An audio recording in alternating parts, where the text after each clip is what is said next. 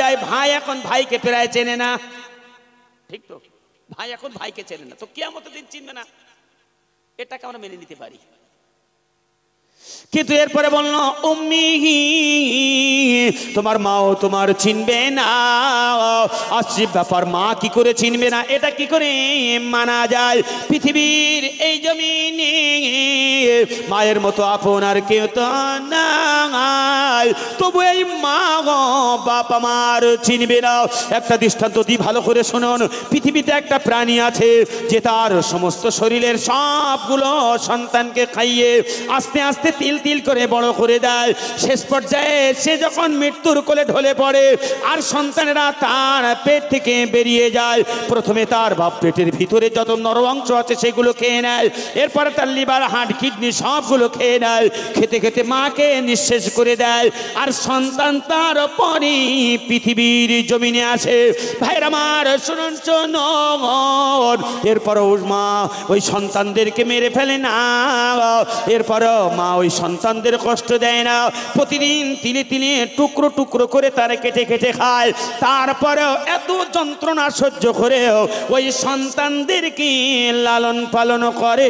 একবার জোরে জোরে বলেন সুবহানাল্লাহ। আচ্ছা, প্রাণীটা কি বলতে পারেন? এটা হলো ক্যাকড়া। দেখেছেন ক্যাকড়ার পেটের ভিতরে বা বাচ্চা, দেখবেন ডিমের পরে বাচ্চা এক জায়গায় জমা থাকে, আস্তে আস্তে মায়ের পেটটা কুড়ি কুড়ি খেয়ে নেয়, লাস্ট অব্দি যখন কিছুই থাকে না, একটা মারা যায়, বাচ্চারা সব বেরিয়ে যায়,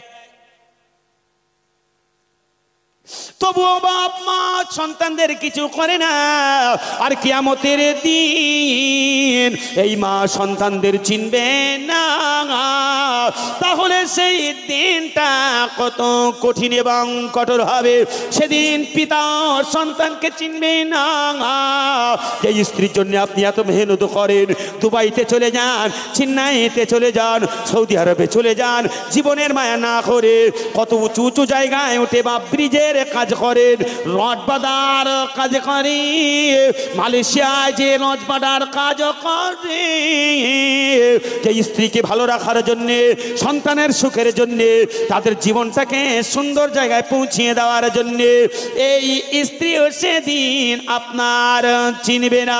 ভাইর আমার শুনুন শুনুন, পঞ্চম নম্বর আল্লাহ পাক জানিয়ে দিল, তোমার সন্তান সন্ততি কেউ তোমার পরিচয় দেবে না। সেদিন সকলের জন্য ব্যস্ত হয়ে যাবে। তাহলে সেদিন যদি ব্যস্ত হয়ে যায় সকলের জন্য দুনিয়ার জমিনে, তাহলে এখনো পর্যন্ত কেন ঈমান তৈরি করলেন না?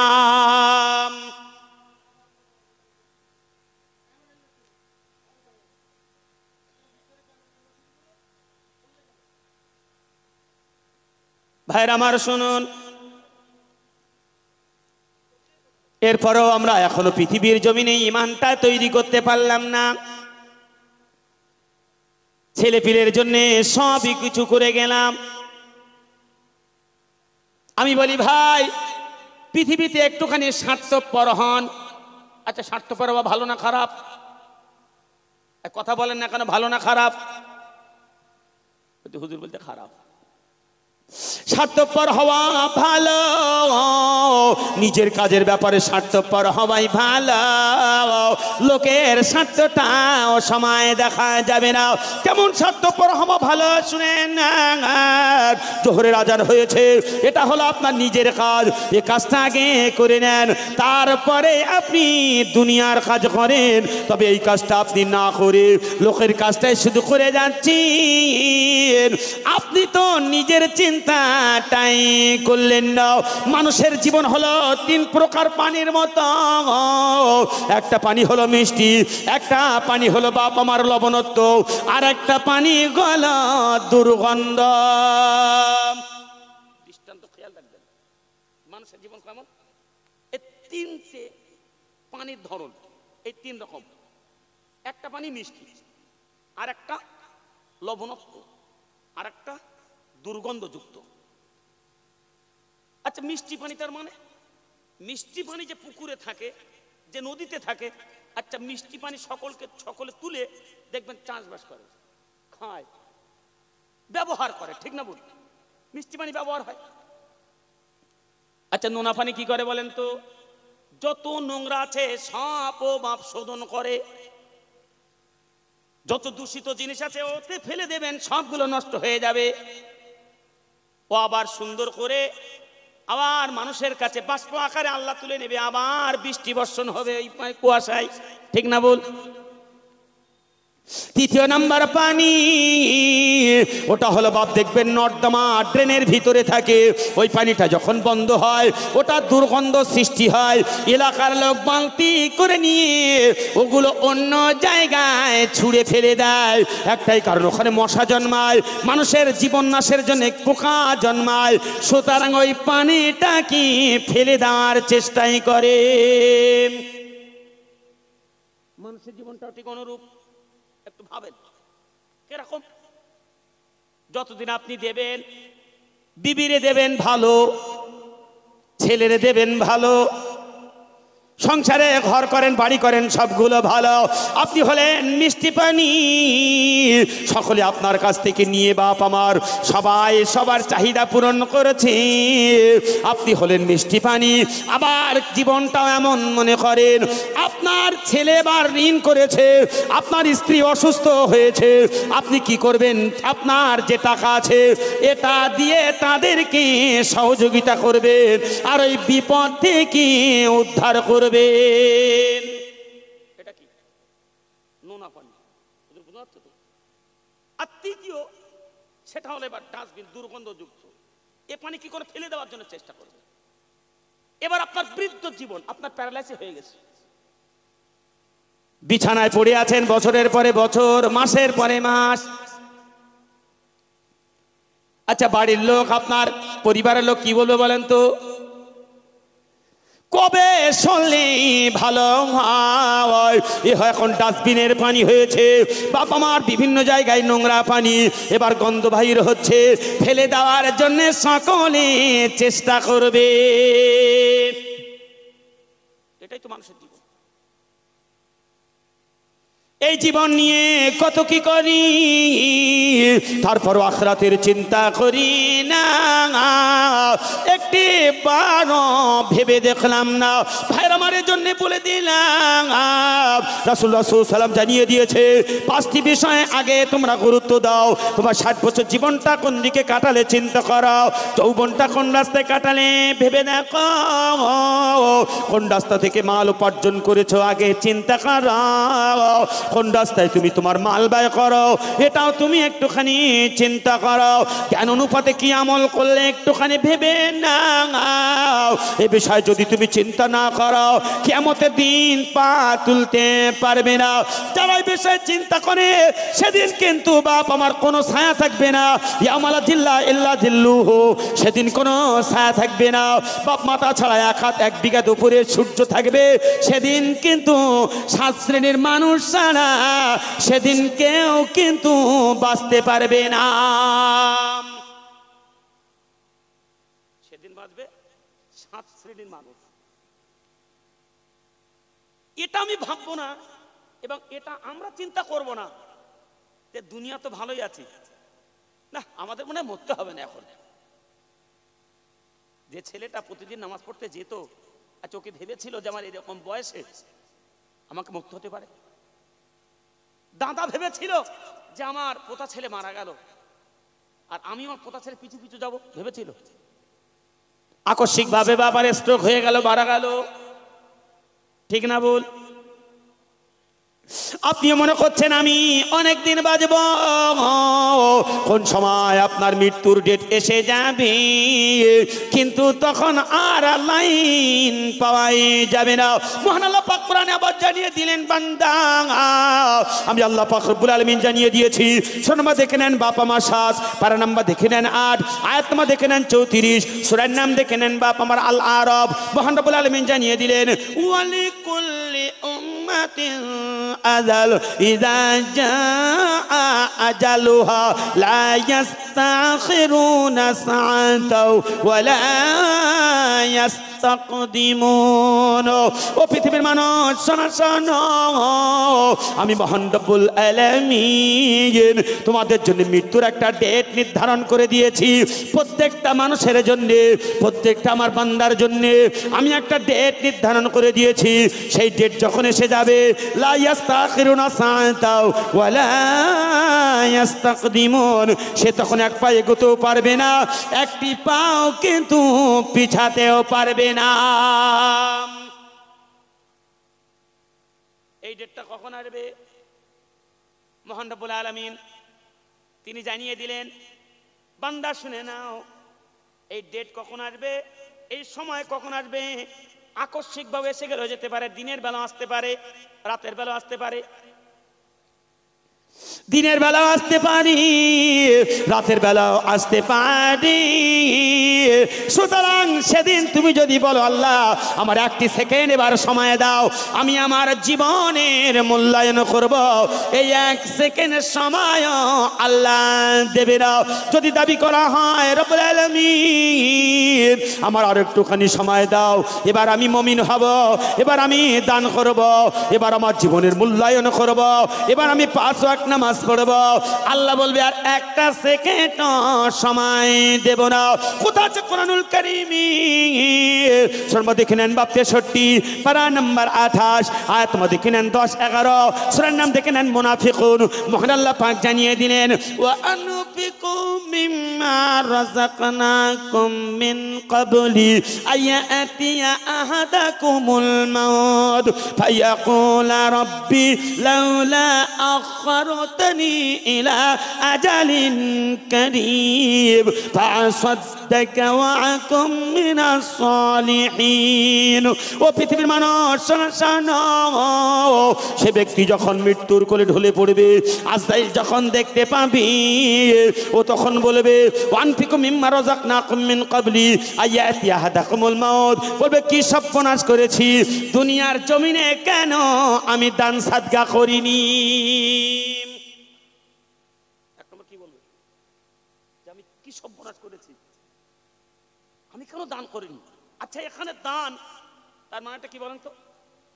দান মানে শুধু টাকা দান করা নয়, দান মানে অর্থ দান করা নয়, দান মানে এখানে একটা হচ্ছে কি আপনার জীবনের সময়ও আপনি দান করতে পারেন। দেখেন আমার তবলিগ ভাইরা বলে ভাই আপনার কিছু সময়ের জন্য একটু কিছু সময় তো আল্লাহর রাস্তায় দান করেন, বলে কি বলে না? তবলিগ ভাইরা বলে ভাই একটু দান করেন, কিছু সময় দিনের ফিকিরের জন্য একটু দান করেন। সে তখন বলবে আল্লাহ কি সর্বনাশ করেছি, আমি দিনের রাস্তায় একটু সময় দান করিনি। আল্লাহ একটুখানি সুযোগ দাও, আমি দিনের রাস্তায় একটু সময় দিয়ে দিই। আল্লাহ বলবে না না, ও তখন বলবে আল্লাহ আমি এবার সৎকর্মশীলদের রাস্তা ধরবো, নবী যেটা বলেছে সেটাই করব, রাসূল যে নির্দেশগুলো দিয়েছে একটা নির্দেশ ছেড়ে দেব না। আল্লাহ পাক এবার জানিয়ে দিলেন বান্দা অনেক সময় দিয়ে দিলাম, অনেক কোরআন হাদিস দিয়ে তোমাকে অনেক আলেম বুঝিয়েছে, এখনো পর্যন্ত তুমি জুম্মার নামাজ ছাড়া পড়ো না, ঈদের ফিতরের নামাজ ছাড়া তুমি পড়ো না, রোজার মাসে ছাড়া তোমার মসজিদে দেখা যায় না। এখন তুমি দাবি করো একটা সেকেন্ড তোমার সময় দেব না। ওয়ালা ইউআখিরুল্লাহু নাফসান ইযা জাআ আজালুহা ওয়াল্লাহু খাবীরুম বিমা তা'মালুন। মহান আল্লাহ পাক জানাবেন বান্দা শোনো, এই সময় তুমি যদি বলো আল্লাহ একটা সেকেন্ড সময় দেওয়ার দেব না, একটা সেকেন্ড যদি চাও আমি আল্লাহ দেব না। সুতরাং আমি আল্লাহ পাক রব্বুল আলামিন তোমার মৃত্যুর ওই সময়টা সম্পর্কে খবর রাখি। যত পারো তুমি দুনিয়ায় আরাম করে নাও, নাও, যত পারো তুমি আনন্দ করে খেয়ে নাও। মরণ তোমার হবে, কিয়ামতের দিন তোমার ওঠা লাগবে, এই 5টি প্রশ্নের উত্তর দেওয়া লাগবে। সেদিন তুমি পা তুলতে পারবে না, ওই কিয়ামতের বিভীষিকাময় তোমার যাওয়াই লাগবে। কোনো প্রকারে কোনো জায়গায় লুকিয়ে থাকতে পারবে না। ভাইরা আমার শুনে না, ওই জায়গায় যাওয়া লাগবে। তার আগে 7টি প্রশ্নর বাপ সম্মুখীন হতে হবে। 7টি কাজ যদি আমরা করি সেদিন কিন্তু বেঁচে যাব। বিশ্বনবী আমার জানিয়ে দিলেন, সেদিন যদি বাঁচতে চাও 7টি কাজ দুনিয়ার জমিনে করে যাও। 1 নম্বর আল্লাহ রাসূল জানিয়ে দিলেন, সেদিন কোনো ছায়া থাকবে না একমাত্র আল্লাহর আরশে আজিমের ছায়া ব্যতীত। সেদিন কোনো ছায়া তোমরা পাবে না। একবার জোরে জোরে বলেন সুবহানাল্লাহ। আর একটু জোরে বলেন। আচ্ছা বাপ, আল্লাহর আরশের ছায়া যারা পাবে এরা জাহান্নামে যাবে নাকি? আরে কথা বলেন, এখনো যাবে? এরা জান্নাতে যাবে। আরশের ছায়া যে পাবে, আল্লাহ তারপরে কাছে খুশি হবে, এজন্য সে আরশের ছায়া পাবে, আর সেজন্য সে জান্নাতে যাবে। এই আরশের ছায়া কারা পাবে? 7 শ্রেণীর মানুষ। এবার একটুখানি মিলিয়ে নেন, সেদিন এই আরশের ছায়া প্রাপ্ত আমরা হতে পারবো কিনা, এই কাজগুলো দুনিয়ায় করি কিনা। বিশ্বনবী এবার জানিয়ে দিয়েছেন, হাদিস বুখারী অধ্যায় ঈমান হাদিস নাম্বার দেখে নেন 622। আল্লাহ রাসূল এবার জানিয়ে দিয়েছেন, শুনুন। 1 নম্বরে ওই ব্যক্তি সেদিন আরশের ছায়া পাবে। 1 নম্বরে হল ইমামুল আদিল, ন্যায়পরায়ণ যে নেতা হবে, ওই নেতা সেদিন আরশের ছায়া পাবে। 1 নম্বরে কে? ন্যায়পরায়ণ নেতা। আচ্ছা, ন্যায়পরায়ণ নেতা বলতে কাকে বোঝায় বলেন তো? মনে করেন নরেন্দ্র দামোদর দাস মহাশয়কে বাদ দিলাম, তিনি ন্যায় বিচার করেন। আমাদের মাননীয় মুখ্যমন্ত্রী মমতা ব্যানার্জি, তিনিও ন্যায় বিচারক, ঠিক না ভুল? আসুন না ওখান থেকে নেমে আসি এবার এমপির কাছে, তিনিও নিশ্চয় ন্যায় বিচারক। ভাইরা আমার শুনে নেন, ওখান থেকে এমএলএর কাছে চলে আসি, নিশ্চয়ই তিনিও ন্যায় বিচারক। ওখান থেকে আসুন না বা মেম্বারের কাছে আছি, তিনিও নিশ্চয়ই ন্যায় বিচারক। এবার আর একটা কিন্তু ইমাম আছে, এই ইমাম সম্পর্কে আলোচনা করা হয় না। হাদিস তো ঠিক মতো পড়ি না, ব্যাখ্যা করবো কি? শুধু কোরআন হাদিস তো পড়ি না, করি কিচ্ছা খাইনি হাবি যাবি দিয়ে টান যা বলি যায় যাক, জাতি চলছে এভাবে। রাসূল বললেন, ইমামুল আদিল, ন্যায়পরায়ণ নেতা। আমি বলবো বাপ, আপনি একজন নেতা, আপনি একজন ইমাম, আপনি 4 জনের ইমাম, আপনার স্ত্রী, আপনার ছেলে, আপনার মেয়ের, আপনি হলেন ইমাম, আপনি হলেন নেতা। আপনি যদি ন্যায়পরায়ণ না হন, আরশের ছায়াটা আপনি পাবেন না। আপনার নেতা যদি, আপনার বিচার যদি ন্যায়পরায়ণ না হয়, পরিবারটা যদি ন্যায় নীতির উপরে আপনি না চালাতে পারেন, কিয়ামতের দিন আপনি বাঁচতে পারবেন না। আপনি কেমন নেতা? আপনার বিবি বেপরদায় চলে, আপনি নেতা সেজেছেন। আপনার ছেলে রাত 9টা পর্যন্ত ক্যারাম বোর্ড খেলে, আপনি নেতা সেজেছেন। আপনার মেয়ে জিন্সের টাইট ফিট প্যান্ট পরে রাস্তায় ঘোরাঘুরি করে, আপনি ন্যায়পরায়ণ নেতা সেজেছেন। কিয়ামতের দিন কিন্তু বাঁচতে পারবেন না। একটু বিচারটা করেন, আপনাকে নেতা বানিয়েছেন আল্লাহ, আপনার বিবির, আপনার ছেলের, আপনার মেয়ের। আজীব ব্যাপার। আচ্ছা, ওই যে রাস্তায় মেয়েগুলো এখন ঘুরছে, ও কাদের মেয়ে? কাদের মেয়ে রাত 8টা পর্যন্ত ঘুরছে? নদিয়া জেলা প্রোগ্রাম করতে যাবেন কাশিমপুর, নদিয়া জেলা থেকে একেবারে আপনি ওই পুরো নদিয়া জেলাটা ঘুরবেন। সন্ধ্যা 6টার পরে একটা মেয়ে যদি আপনি জলসার বাইরে কোথাও ঘুরতে দেখেন, আমি জুলফিকার জীবনে জলসা করবো না। চ্যালেঞ্জ থাকলো আপনার সাথে। কাশিমপুর থেকে শুরু করে একদম ওই সাইড চলে যান, একটা মেয়েকে আপনি 6টার পর থেকে সন্ধ্যা মাগরিবের আজান হবে, একটা মেয়েও আপনি মার্কেটে, দোকান আর দোকান কিন্তু একটা মেয়েও আপনার নজরে পড়বে না, দোকানে ভিড়ও নেই। একটু জোরে বলবেন না সুবহানাল্লাহ। গত 3 দিন আগে আমি কাসেমপুর লাইন থেকে ফিরেছি। গতকালও আমি নদিয়া জেলায় আপনার দেবগ্রাম থেকে আমি ফিরেছি। আজকে আপনাদের এখানে, কালকে থাকবো আমি আবার 4 নম্বর চৈতলে লাইনে। তো আমি আজিব হয়ে যাই, কমিটির ছেলেদের জিজ্ঞাসা করি, ভাই আপনাদের এই পরিবেশ, এত দোকান, একেবারে জলসার মুখের কাছ থেকে দোকান, 2 সাইডে কোনো ফাঁক নেই, অথচ আমি অনেকক্ষণ আগে এসেছি, অনেক দূরের রাস্তা বলে সকাল সকাল এসেছি, তো একটা মেয়ে দেখছি না, কি ব্যাপার? বলছে হুজুর কড়া নির্দেশ।